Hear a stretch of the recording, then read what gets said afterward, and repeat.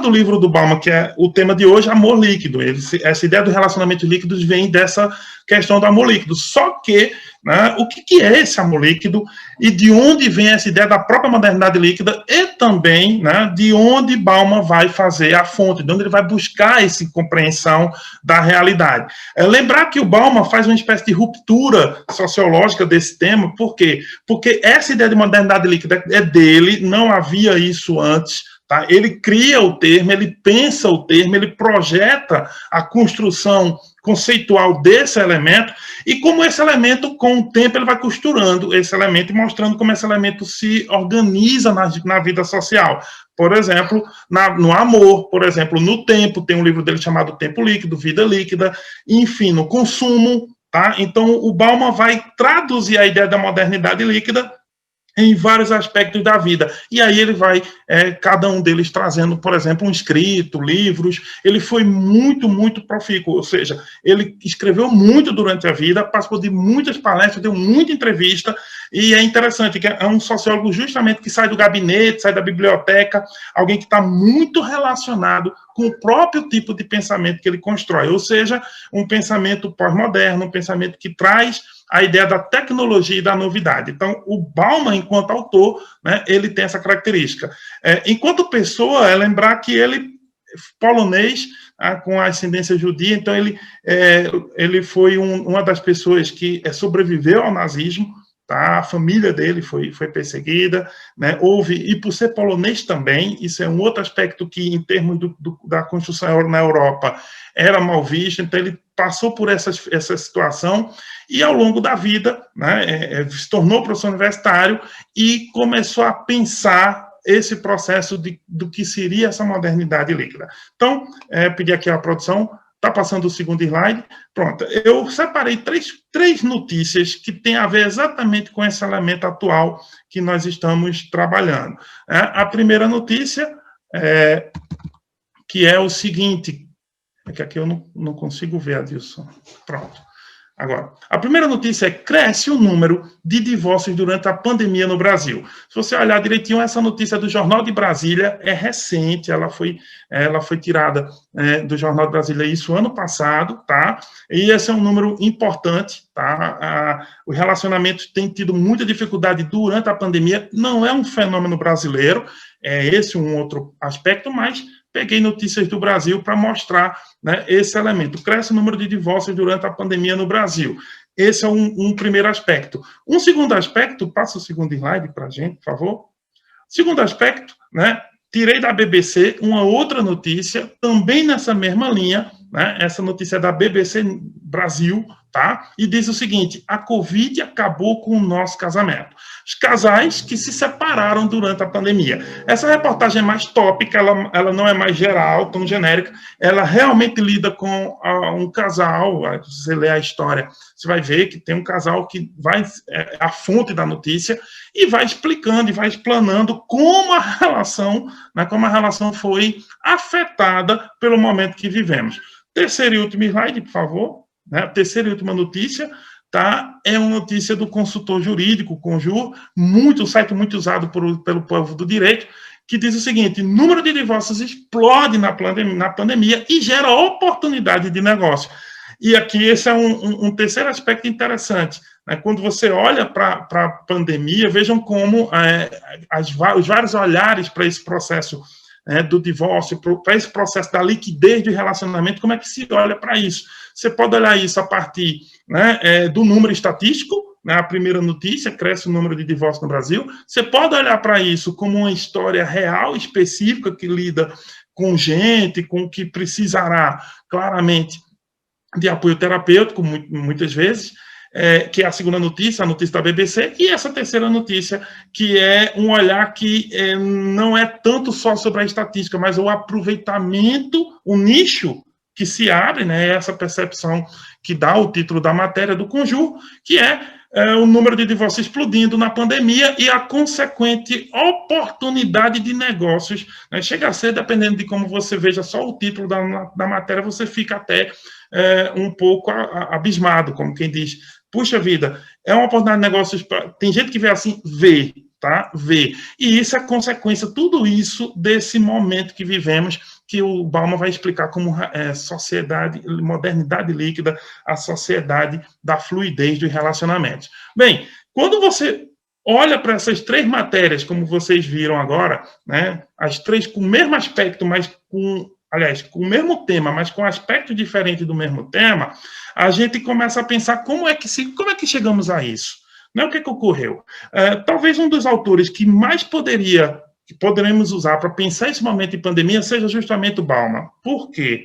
Porque como ele traz essa ideia da fluidez, essa ideia da liquidez, e estamos num momento de crise, né, e o Bauman chegou a pensar isso é um ponto interessante, o Bauman não previu, como ninguém previu, uma pandemia, mas o momento de crise que vivemos, o Bauman escreveu muito sobre momentos de crise. Tá? E o que ele mostrou é que a estrutura da sociedade foi modificada.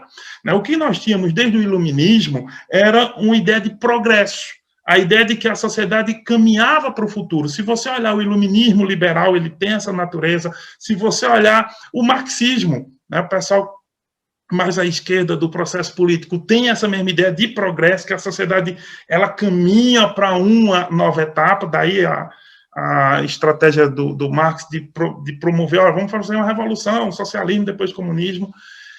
Os liberais também têm essa mesma ideia, né, de que para sair da época das trevas, né, foi assim nomeada, a Idade Média foi nomeada como Idade das Trevas, justamente em contraposição à Idade da Luz. O iluminismo vem dessa perspectiva, dessa ideia, de que a humanidade entraria no progresso, a gente deixaria os fundamentalismos religiosos em troca de um novo formato de pensamento, que é a ideia da ciência, a ideia da prova, a ideia do exame, a ideia de que, né, a gente teria uma nova categoria de conhecer o mundo. Para conhecer o mundo é a ciência. Então, a ciência vai substituir esse patamar anterior da fé ou da crença como explicação do mundo, tá? Não é no sentido de eliminar nem dizer que Deus está morto, mas é no sentido de que as novas formas de explicar o mundo e, consequentemente, a sociedade seriam a ciência, né? O patamar, a luz da ciência permitiria a gente pensar nisso. E essa mesma ciência promete o progresso. Então, esse era o caminho, né, que nos tira da Idade Média para a Idade Moderna e, consequentemente, entramos na modernidade. Só que essa mesma modernidade, ela foi construída, e Bauman explica isso, em cima de estruturas. E quais são as estruturas que elas são construídas? Estruturas que o Bauman vai chamar de sólidas. Sendo que, óbvio que o Bauman sabe que não eram estruturas eternas, ou muito menos, quando a gente chama elas de sólidas, a gente está querendo dizer que elas não poderiam cair, ou elas não poderiam ter rachaduras. Mas é no sentido do contraponto.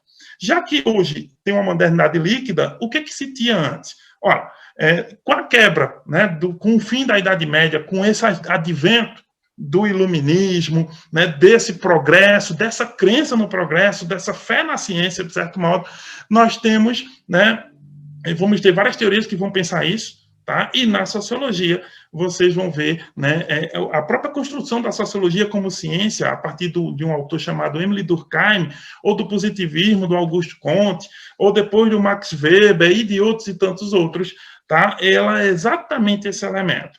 O elemento de que é possível explicar a sociedade, a natureza da sociedade, a natureza das pessoas no mundo social, a partir de técnicas científicas.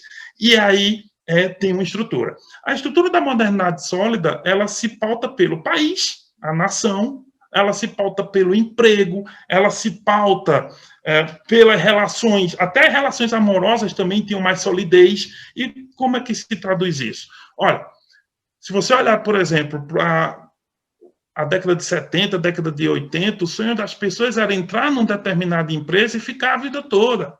Tá? Se você olhar isso na sociedade japonesa, depois do pós-guerra, né, da Segunda Guerra Mundial para cá, era a tradição no Japão você entrar numa empresa e servir a ela. Então, você tinha a garantia na sua vida inteira daquele emprego. Então, era uma relação muito forte. A relação com a pátria também. A modernidade cria o Estado-nação. E o Estado-nação responde pela ideia de patriotismo, de bandeira, de nação, que vocês vão ver várias vezes, em vários momentos da nossa história para cá, né, da Idade Média para cá. A outra ideia, por exemplo, também no mundo privado, é a ideia de casamento. O casamento era uma instituição da modernidade sólida, principalmente porque era um acordo, era um grande contrato que não era necessariamente baseado no amor, mas baseava-se em alguns interesses que permitiriam dar segurança às pessoas. Então, é por isso que, quando o casamento é institucionalizado a partir do Estado-nação, né, o casamento não é só religioso, o casamento passa a ser civil, e nessa questão do casamento ser civil, traz um outro elemento. O casamento era uma união e que era indissolúvel. Então, se vocês olharem para o panorama dos países, os países só vão começar a aceitar algum tipo de divórcio no século XX. Por 2 ou 3 séculos, a ideia de casamento era uma ideia de solidez. Você casava para a vida toda, você não teria uma opção. Né? Aqui no Brasil, por exemplo, antes da lei do divórcio, que é de 1977, o que nós tínhamos era o desquite. E ainda assim, o desquite era uma separação de corpos, as pessoas não tinham divórcio, não tinham separação, e um detalhe interessante, havia todo um mecanismo de estigma, principalmente para a mulher que estava na condição de desquitada. Então, o casamento tem uma solidez. O casamento, ele era parte dessa estrutura da vida. A empresa, o emprego, a nação, tá? A própria religião também, você não mudava de religião, você não, enfim. Mas tudo isso convergia para a ideia de progresso, tá? E dentro desse processo, que é contemporâneo, ao mesmo tempo nessa modernidade, como a gente está falando aqui, o iluminismo com suas estruturas, nasce também a Revolução Industrial. E, nesse sentido, o sistema de produção da sociedade é um sistema de produção industrial que baseia-se na replicação de coisas, na transformação da natureza em produtos que podem ser comercializáveis no mercado. Isso gera um processo de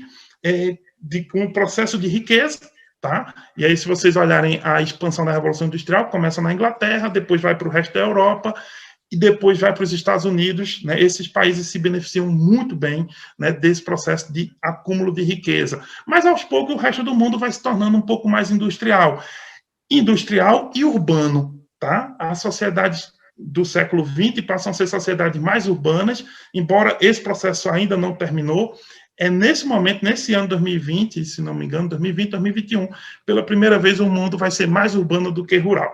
Mas, de um modo geral, a vida moderna é uma vida que se caracterizava por ser urbana, por ser uma vida do emprego industrial, por ser uma vida, a cidadania era a partir da ideia não de povo, mas a ideia de país, de Estado, você é um cidadão, você tem passaporte, e esse é o processo de construção da modernidade sólida. E a solidez das relações, né, garantia com que aquela pessoa fosse o cidadão de classe média, digamos assim, um Homer Simpson da sociedade. Se você olhar direitinho, a meta das sociedades, das grandes sociedades capitalistas, são sociedades de classe média, então, que tinha justamente um tipo médio, alguém que era o habitante típico desse lugar. Então, aquele sujeito que conseguia ter um emprego, que criava seus filhos, tinha um casamento sólido, né, seus filhos iam para a escola, eles iam para a igreja no dia de culto, geralmente domingo, e assim você construía uma sociedade bem organizada.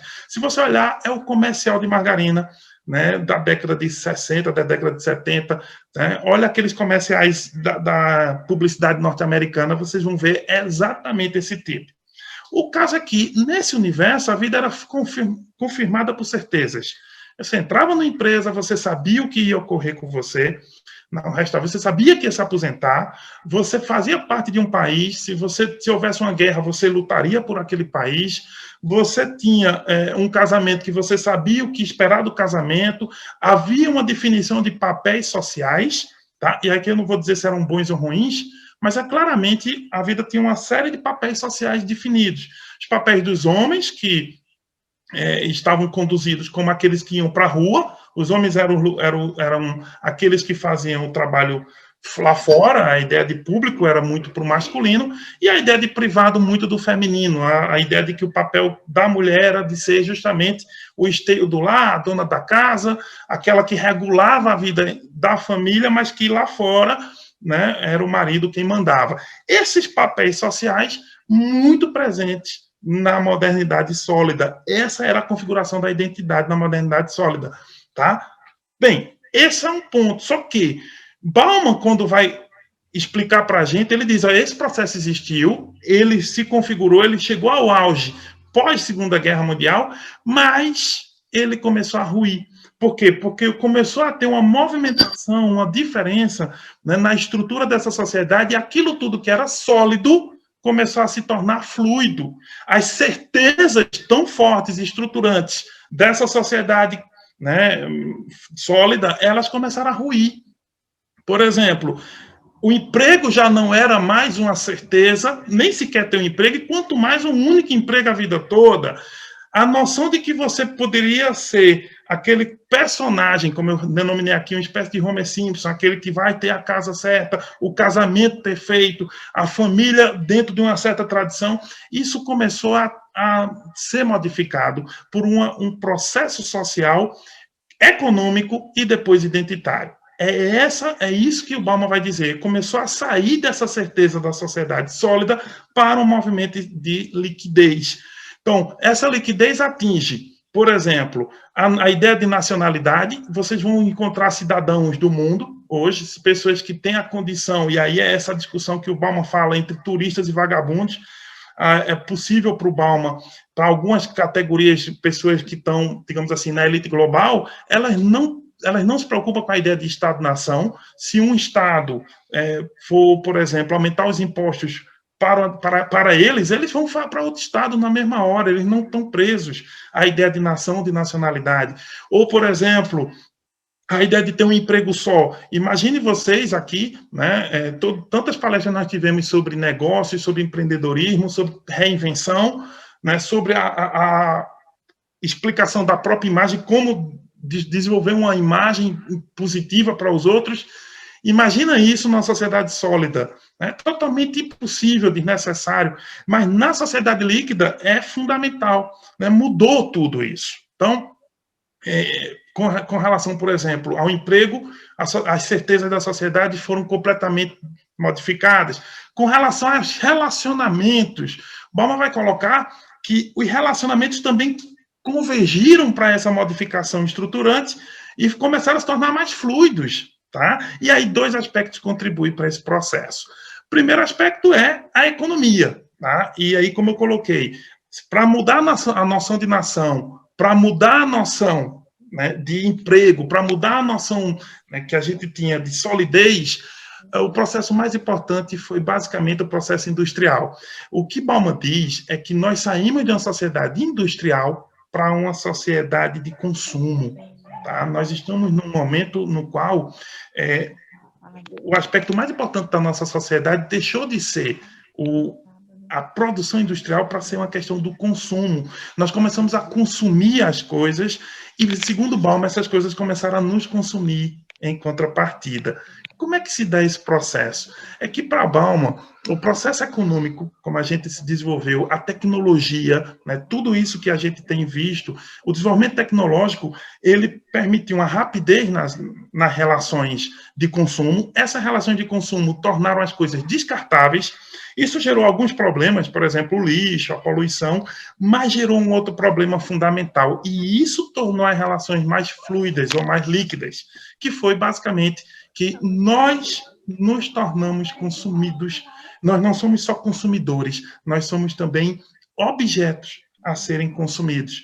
Se você olhar as relações atuais, incluindo a amizade, incluindo as relações de emprego, incluindo as relações com o país, incluindo as relações de solidariedade social, essas relações todas são muito mais frágeis ou menos sólidas, ou líquidas, como diz o Bauman, justamente porque o nosso processo de construção econômica é um processo que se voltou para o consumo absurdo de bens, o consumo absurdo de marcas ou de produtos, e isso acabou gerando, né, uma ideia de que nós também somos consumíveis, e nossas relações se contaminaram nesse processo. Então, Bauman vai colocar que o processo de produção social, saindo dessa revolução industrial baseada no produto e vindo para a ideia de consumo exacerbado, mudou as relações sociais e a tecnologia, né, que oferta a gente cada vez mais isso, fez isso, levou isso a um ponto exponencial.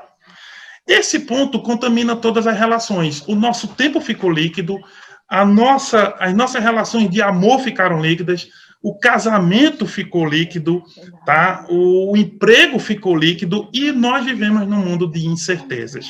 Então, Bauman é um autor que discute as incertezas. E as incertezas são a marca principal da sociedade que vivemos. Só que o subproduto disso, tem duas coisas que vão ocorrer.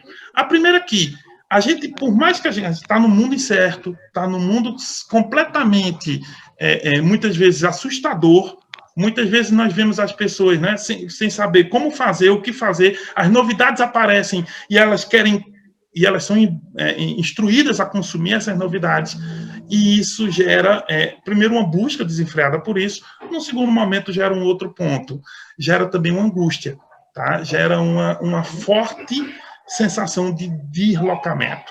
Então, Bauman não é um autor, é interessante, Bauman não é um autor para o otimismo. Bauman é um autor do realismo. Ele vai dizer, olha, a grande chave do processo é que à medida em que nós começamos a consumir e descartar as coisas para que a produção continuasse cada vez mais alta, nós entramos nessa mesma fase. Nós também passamos a ser mercadoria a ser consumível, a ser consumida. E nossas relações de certeza que tínhamos antes, na modernidade sólida, passaram a ser as relações de incerteza, passaram a ser relações claramente fluidas, líquidas. E isso gera todo um campo de processamento pessoal e social. Bem, como é que Bauman acelera isso? Como é que Bauman analisa isso? Qual o papel da tecnologia nesse processo? Olha, ele vê a tecnologia, obviamente, e reconhece que a tecnologia é uma bênção, que ela garante a você uma conectividade, uma conexão, uma comunicabilidade que não tinha antes. Por exemplo, o exemplo é esse congresso, pessoas do Brasil todo se comunicando, então tem um ponto muito bom, ele reconhece isso, mas, ao mesmo tempo, para relações sociais, as pessoas não querem só conexão. E é esse o grande segredo que Bauman vai colocar. Ele diz, olha, não é apenas a conexão que a gente precisa estabelecer nas relações pessoais. Tá? Há alguma coisa, e essa é a grande busca humana. O Bauman diz, olha, lá em Amor Líquido e em Tempo Líquido, né, 2 livros dele, ele diz, não é apenas a ideia de uma conexão. O que é que nos garante as relações sociais e amorosas na modernidade líquida? Elas nos dão um aspecto de novidade, elas nos dão um aspecto de conexão, de alta conectividade, mas também nos dão um aspecto de superficialidade. Por quê? Porque pelo virtual, ou pela conexão da internet, é mais fácil descartar. E exatamente a palavra-chave é a descartabilidade. A capacidade de você descartar relações que, de algum modo, não estão servindo momentaneamente para a fruição dos seus desejos, e a facilidade de cortar essa conexão, de desligar a câmera, tá? Essa facilidade, ela, ao mesmo tempo, gera um outro processo. Porque, no final das contas, como animais sociais, nós queremos envolvimento. E é aí que vem a angústia. Então, para Bauman, a sociedade líquida, ou modernidade líquida, ou os amores líquidos, eles têm, ao mesmo tempo, esses dois aspectos. Tá? As pessoas conseguem criar relações muito rápido pela tecnologia, esse é um aspecto muito positivo, mas, ao mesmo tempo, as relações são muito superficiais, elas não entram no âmago, elas não descem, né, para o eu de cada um, enfim, e essas conexões, muitas vezes, elas são rompidas da mesma forma que elas foram construídas, de um modo muito rápido e descartável.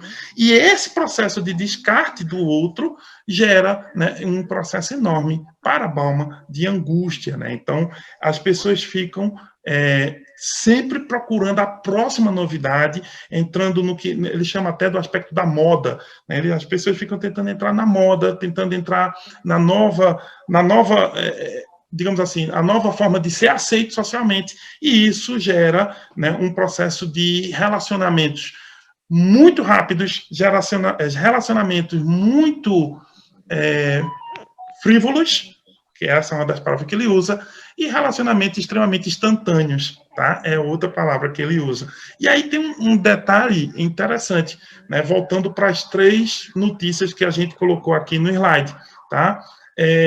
A pandemia como momento, eu vou até pedir, coloca aquele do casal que separou, aquela imagem do casal, a do BBC, a da BBC. Esse, né? Baixa aqui para mim. A Covid acabou, eita, passou, viu? A Covid acabou com o nosso relacionamento, nosso casamento. Os casais que se separaram durante a pandemia. Esse processo, o Bauman explicaria isso muito bem. Claro que eu estou tentando generalizar uma situação de uma pessoa, de um casal, mas do ponto de vista geral, isso ocorreu com muita gente. E por que a pandemia é um fator interessante para a gente entender Bauman? Porque, veja, a pandemia é uma crise, né? E é uma crise na qual a gente não poderia mais nos relacionarmos como antes, com toque, com a presença, com a presencialidade, com o envolvimento, e isso fez com que a gente buscasse ainda mais a tecnologia, gerando, de um lado, mais possibilidades, mas ao mesmo tempo gerando por outro, né, mais descartabilidade. É mais ou menos o que o Igor trouxe quando ele falou da ideia do vício em tecnologia. E aí o Bauman explica uma coisa, que na sociedade líquida, ou na modernidade líquida, o que nós temos é uma troca nos envolvimentos sociais ou nos relacionamentos, que não é uma troca, que é uma troca bem interessante. A gente não vai deixar de se relacionar.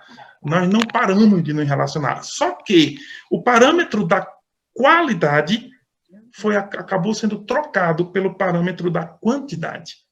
Então, é muito mais fácil, e muita gente, inclusive, né, cai no que o Bauman chama de hedonismo, tá? Nessa busca da fruição, do gozo, pelo prazer, pelas situações de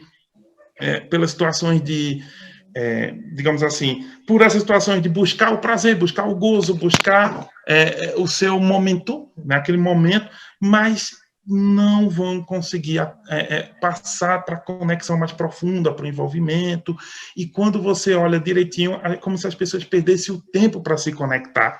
Tá? Então, me lembro aqui de 2 elementos, vou dar 2 exemplos aqui, que explicam um pouco isso e que todo mundo, de algum modo, já viu.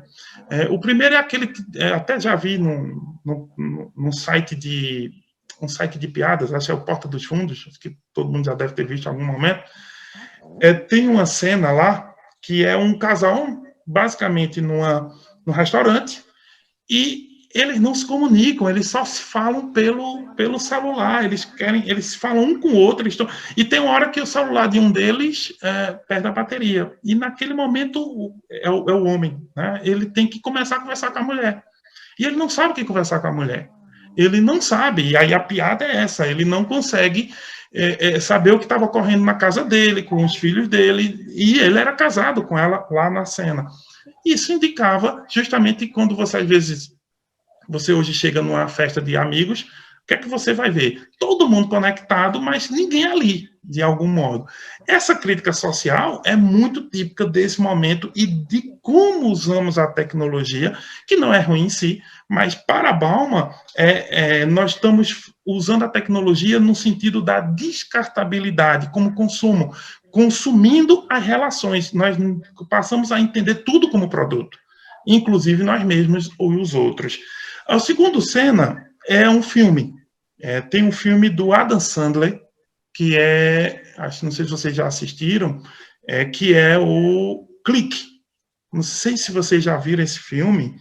Né? Quem já viu aí, fala aí fala no chat, não é isso? E quem já assistiu o Clique, quem não assistiu, assista. É um filme. Eu não vou dizer todo spoiler, não vou dar spoiler, não, mas é o seguinte. Basicamente é um cara de classe média, arquiteto, que tem aquela família tradicional, mulher, 2 filhos, o filho é sempre um casal, né? Quer dizer, esse imaginário dessa modernidade sólida, né? Daquela famíliazinha típica, enfim, dentro de certos padrões, e esse cara, ele quer crescer na carreira.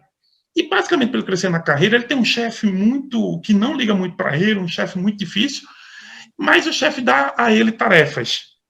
E ele tem que cumprir, para cumprir as tarefas, ele está no dilema. Se eu for aumentar a minha carga de trabalho, eu reduzo a minha carga em casa, eu perco a qualidade do relacionamento em casa. E aí ele acaba um dia indo numa loja, e nessa loja de departamentos ele encontra um vendedor que entrega a ele um controle remoto, por isso o nome do filme é Clique. Esse é um controle remoto universal, e esse controle remoto faz com que ele possa avançar não só os aparelhos da casa, um ar-condicionado, um televisor, mas principalmente avançar as pessoas os momentos de vida dele. Então, o filme se passa exatamente nisso. O dilema é, eu vou avançar os momentos de vida chato, aquela briga com a mulher, eu vou avançar aquele momento que eu estou conversando, aquele momento que não chegou minha promoção, eu vou avançar aquela briga que eu tenho que fazer com meu pai, ou aquela bronca que eu tenho que dar no meu filho. Enfim, ao longo do filme ele vai passar por esse processo, tá? E aí, assistindo o filme, você vai entender como é que eles lidam com isso. Só que é exatamente um ponto da modernidade líquida, né? A gente busca evitar relações reais pela descartabilidade, né? E esse é um processo que Bauman identifica antes mesmo do livro Amor Líquido, ele identifica no livro chamado Modernidade Líquida. É ali que ele vai explicar que esse processo de sair da produção da revolução industrial tradicional para uma percepção do consumo, a nossa sociedade foi baseada agora no consumo, e esse consumo acaba contaminando as relações pessoais também.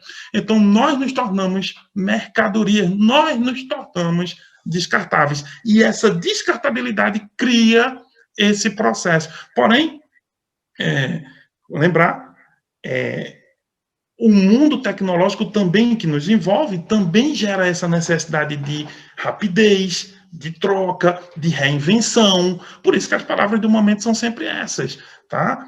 Você não chama mais as pessoas no emprego de empregados, você chama de colaboradores, tá? Você agora, a empresa precisa ter uma responsabilidade social, você precisa de empreendedorismo, e é verdade, porque se você não fizer isso, você fica inadequado. Portanto, você fica descartável ou em modo de descartabilidade. E isso é um perigo. Por quê? Porque você vai ficar alheio à sociedade. Então, o Bauman, ele faz um diagnóstico da sociedade moderna, melhor, da sociedade atual, e esse diagnóstico, claro que ele aponta primeiro o diagnóstico para depois ele começar a apontar algum prognóstico. Ele também faz, ele não faz só a crítica, ele começa a apontar algumas ideias. E se você olhar alguns dos livros dele, não é tanto modernidade líquida, mas se você olhar mais para frente, a riqueza de um é a riqueza de todos, esse é um livro interessante.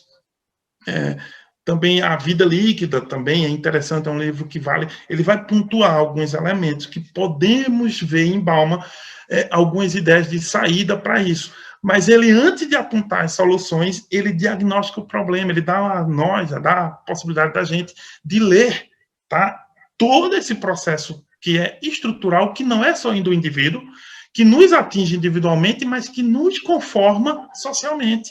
Então, por isso essa rapidez, a gente sente essa angústia, e isso gera uma série de processos sociais, e aí vocês psicólogos vão saber melhor do que eu, os processos de angústia, os processos de ansiedade, né? O próprio Bauman dizia, olha, porque o Bauman mesmo dizia, ele tem uma entrevista que ele faz à revista Isto É, né? Tá no Google, pode botar lá, Bauman, revista Isto É, vocês vão encontrar. E ele fala, por exemplo, desse processo, né, de descartabilidade, ele fala da angústia que isso gera e de como nossa sociedade virou uma sociedade depressiva. E vocês já ouviram falar várias vezes que a doença desse século é a depressão. E se olharmos bem, né, uma boa quantidade de pessoas está diante de situações limítrofes, situações difíceis, situações que eles têm que lidar sempre com esse perigo da sobrevivência. E aí o Obama tem uma frase que é muito rica para isso. Ele diz, olha, antigamente o progresso era entendido como algo bom. Hoje, a ideia de progresso é entendida como o seguinte, o sujeito se sente quase colocado para fora de um carro a toda velocidade. Então, a ideia de progresso é que se você não correr, se você não render, se você não produzir, se você não for bom dentro de certos parâmetros, você vai ficar para trás. Literalmente descartado.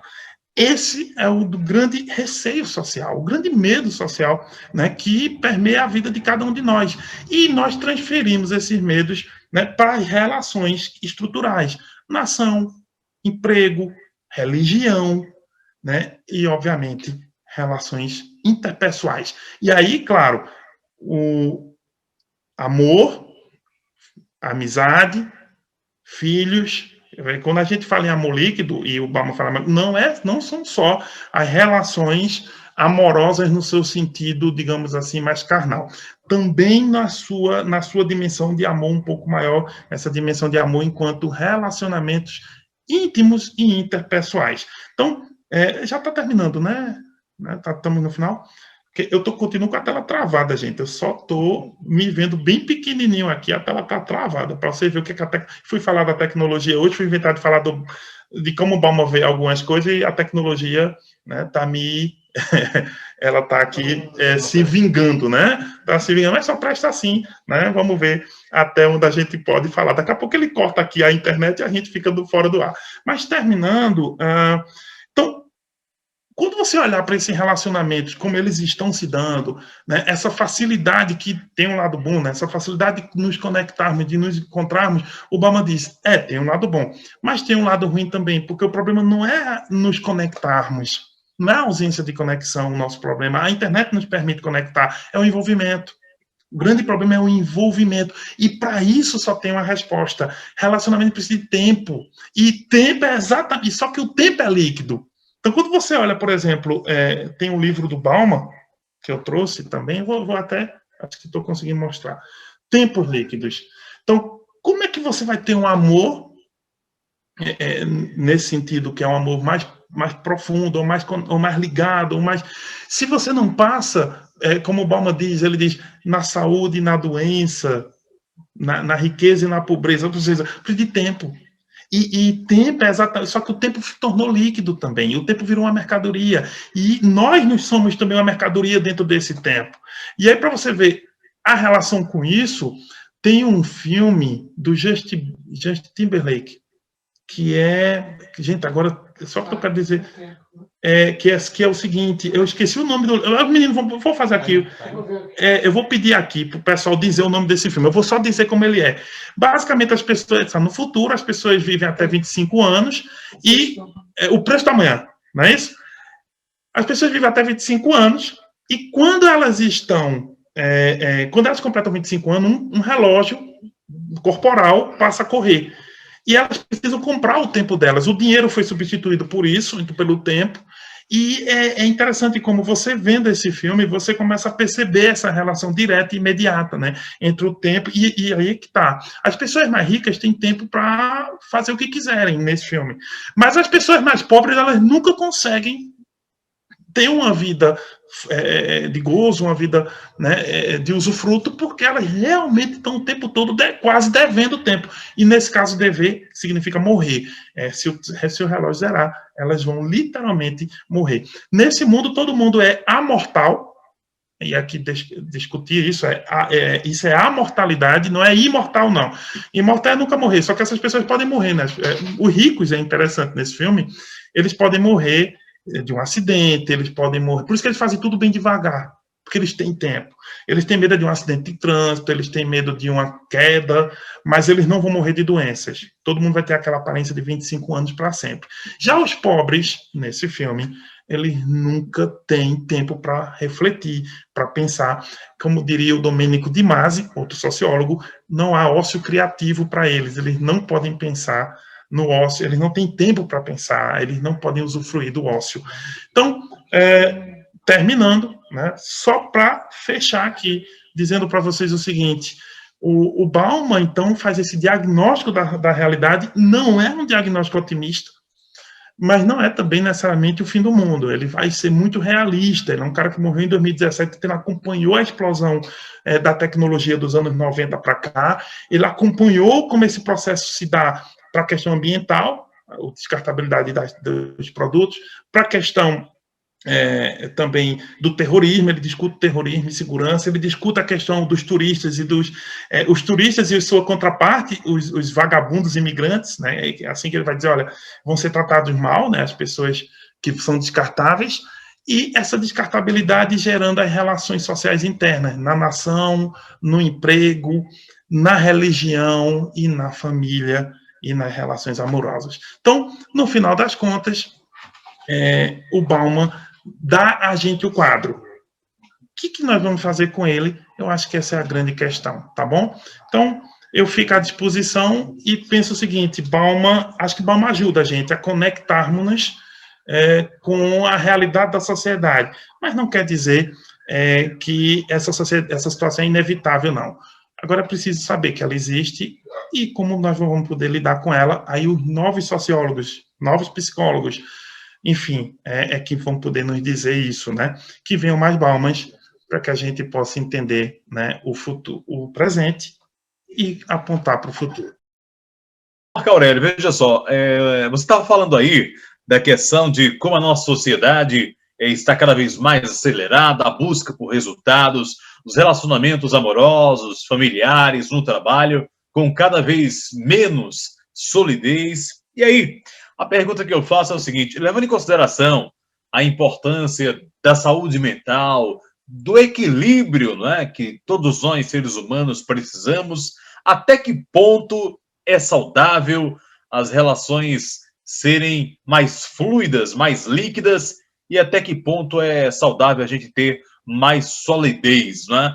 Na vida amorosa, com os familiares, no trabalho, até que ponto a gente tem que ter esse equilíbrio entre o que é fluido e entre o que é líquido, na sua opinião pessoal?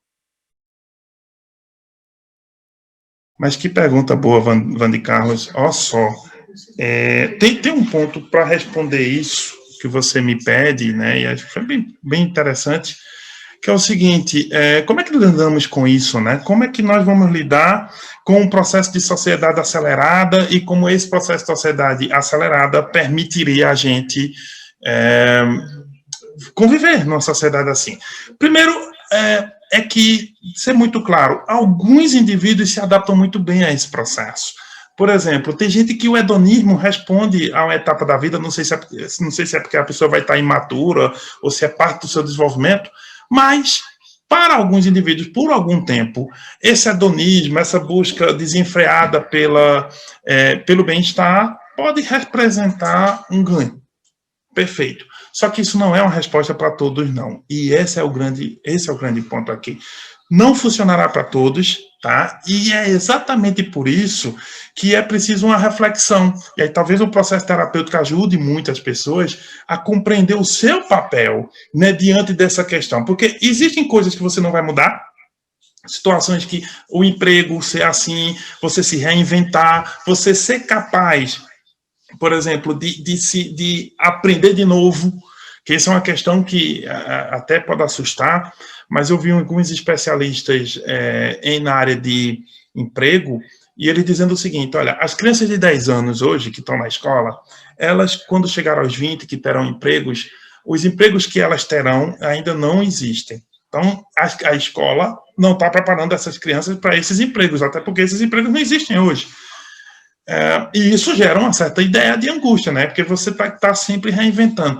No entanto, né, tem coisas que você não pode controlar, mas é muito importante que você tenha compreensão do seu processo, né, de seu processo nesse universo. Tá? Essa ideia do Bauman, quando ele mostra que a gente busca, às vezes, a gente trocou, né, na modernidade sólida você tinha qualidade, ou uma busca maior pela qualidade, e agora você tem uma busca pela quantidade, é uma pista. Não quer dizer que a modernidade sólida também fosse boa, porque ela também tinha padrões, e isso é uma questão importante, ela também tinha padrões extremamente, camisas de força, digamos assim, que faziam com que as identidades também ficassem muito enrijecidas. Então, o padrão de gênero da sociedade sólida, ou da modernidade sólida, não era bom para todo mundo. Você veja o papel das mulheres, você veja o papel, né, das pessoas LGBTs, das pessoas fora da percepção que aquelas sociedades aceitavam como tradicional. Para sair do Brasil, pensa no Japão, por exemplo. Né? O Japão, o processo do bullying, o problema do bullying é muito forte, é muito grave e muito pouco discutido na sociedade japonesa, que quer dizer basicamente o seguinte: pessoas diferentes não são enquadráveis na escola, e quando elas sofrem bullying, elas sofrem muito bullying dos colegas uns com os outros. Sabe o que eles fazem? Eles sugerem a troca de escola. Então, isso é uma questão que gera muitas vezes o suicídio. Tem problemas graves lá, né, com relação ao suicídio de jovens por desenquadramento ou por não enquadramento social. Ou seja, essa força do coletivo contra o indivíduo. Então, a modernidade sólida também não era um céu. Né? Então, não é isso que o Bauman diz, nem muito menos que eu estou dizendo. O que você tem nessa modernidade líquida que é interessante é essa mudança dos padrões de gênero, né? A percepção de que a identidade é mais fluida, de que você tem mais liberdade, o eu individual tem mais liberdade, mas também tem uma prisão. A prisão do consumo, a prisão da descartabilidade. Por quê? Porque nós acabamos fazendo com que as nossas relações sejam relações que respondem a um processo de consumo. E esse é um problema na sociedade da modernidade líquida. Agora, tem coisas boas? Tem. E por isso que eu disse que o Bauman não é exatamente um pessimista, nem é um otimista, né? Ele está longe de ser um otimista. Ele é um realista, tá? E uma outra coisa, quando você abre o Instagram, né, só para fazer a brincadeira aqui com o público, você vê pelo menos no meu Instagram, eu vejo muito o seguinte: o pessoal, lá no Facebook, antigamente, era Cecília Meirelles, todo lugar. A gente via lá um monte de... Né, e ela é ótima como autora, mas ficou muito uma autora do Facebook. No segundo momento, agora no Instagram, eu vejo muito Bukowski. E aí, para quem depois vê, tem muitas páginas falando do Bukowski, que era um autor bem interessante, bem underground também, ótimo, mas assim, muito pessimista mesmo. Muita frase do Nietzsche, né? E muita gente às vezes atribuindo frase ao Nietzsche, que ele talvez não tenha dito. E uma terceira coisa é o Bauman, gente, o que tem de página falando de modernidade líquida, como se ela... Só que muitas vezes, claro, nossa sociedade mimetizou tudo, né?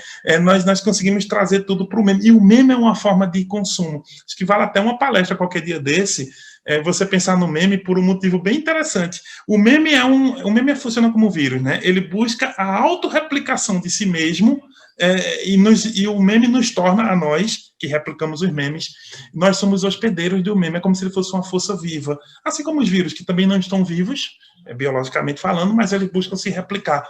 E nossa sociedade tem muito isso. E aí eu vejo muitas páginas do Bauman, ou sobre o Bauman, e que, na verdade, são pessoas que às vezes nem leram o Bauman, assim, mas adoram aqueles memes, assim, não tem nada demais com isso. Mas é interessante, né, como a gente ressignifica até a crítica, tá? Então, assim, claro, essas páginas são legais em si, não são ruins em si, mas se liga um pouco nisso, né? Como é que a gente... vai trabalhar um autor, começa a entender o autor, começa a olhar o autor e ver a relação desse autor com outros. A última dica que eu daria, que tem um autor que fala disso também, de intimidade, vale até a pena o livro, vou até pedir aqui a produção, pega aqui um livro, é o do Giddens, está na frente, Gente, só para dar uma dica, afinal, o professor tem um problema enorme, né? Principalmente o professor de outras áreas, ele sempre vem com algum texto e tal. Vou dar essa dica aqui, tem esse outro livro aqui. Esse livro é muito interessante, A Transformação da Intimidade, tá? É um livro do Anthony Giddens, que fala de sexualidade, amor e erotismo nas sociedades modernas. E tem um capítulo dele que fala em o significado sociológico da codependência. Vale a pena porque quando a gente fala em modernidade, amor líquido, que é a descartabilidade, eu preciso do outro contraponto.